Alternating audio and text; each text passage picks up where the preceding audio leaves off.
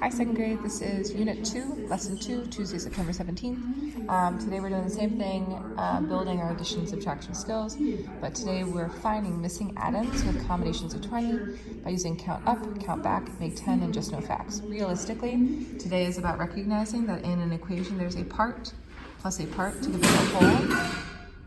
When we do not know a part, we can do whole minus the known part to get the unknown part.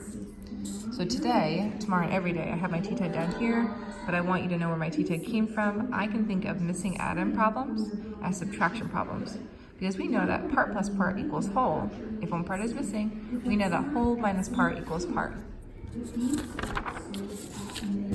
Great, so then I'm thinking about what are the skills that I need to see. First of all, I have to show mastery, and I'm gonna go all the way back here to the only page that actually work on it. I want to see three things today. The first thing I want to see is a scholar to be able to identify their part, whole. So in this problem, what do I know? I know that 20 equals my whole, 7 plus something. They don't need to flip the equation like that, but what I do want to see them do is if the first thing I want them to be able to do is to recognize part, whole, I want to see them label whole, part, and recognize that the unknown is a missing part. That's step one. Step two now is to create a strong representation that matches this. A representation that I really like for this is a number bond. My whole, part, be careful. Later on, they're going to use this constantly, and they'll struggle with not doing that when they need to use words. 20 minus 7 gives me the other part. And then step 3 is actually to just solve.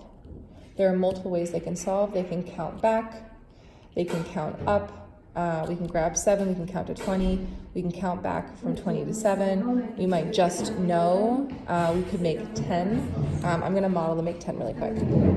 20 minus 7 equals something. In order to make 10 in this situation, I'm going to use the skill from here. I'm going to make 10 in this problem. Here's a make 10 problem using 20 and 12. Subtraction equation, what's the missing part? Count up, go back, make 10. We know there are 12 on the table, we need to make 20 because we can break 12 into 10 and 2. We know that 8 plus 2 makes 10, and 10 plus 10 makes 20, so 8 is the missing part. Here I'm going to do the same thing. To get to 10, I need to add on 3.